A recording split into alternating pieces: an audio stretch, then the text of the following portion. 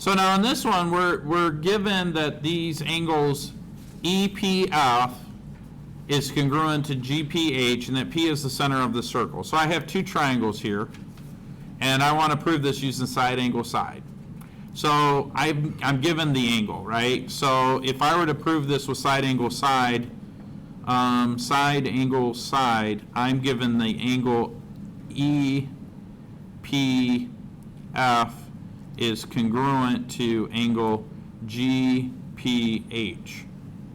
So now I got to prove side angle side. Now what would be ideal is if I could prove EH or EP is congruent to HP. And I'm just thinking out loud, I could be wrong. And then I would have to prove that FP is congruent to GP. So this is like kind of like a rough draft, right? This is like your rough draft. I'm thinking, how can I prove this?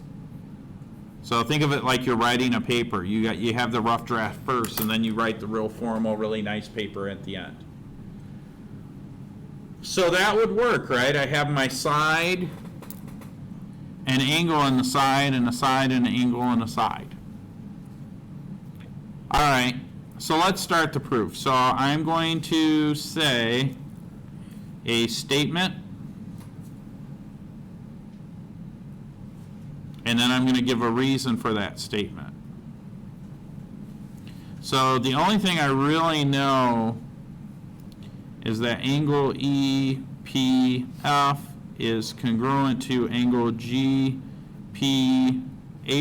and that was given.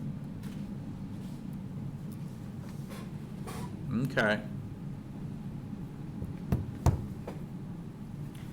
Now, I'm going to think out loud, and then I'll tell you how to write it down a little more formally. What is P to E in terms of the circle itself?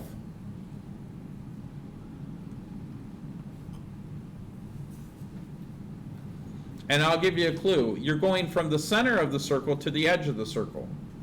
What is that little line segment?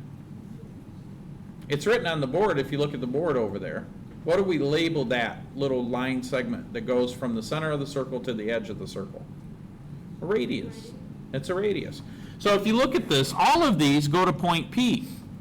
So all of these line segments are a radius of the circle. So I can say that EP is congruent to HP and FP is congruent to GP, and you could say definition of a circle.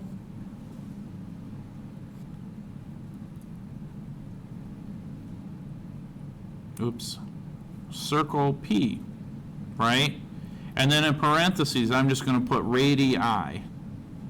Or we'll just put radius, because they're all radiuses of the circle. Radii is the plural. So now I've proven all the sides are congruent and all the angles are congruent. So now I could just make my statement. I could say that triangle EPF is congruent to triangle HPG based on the side angle side theorem of congruence.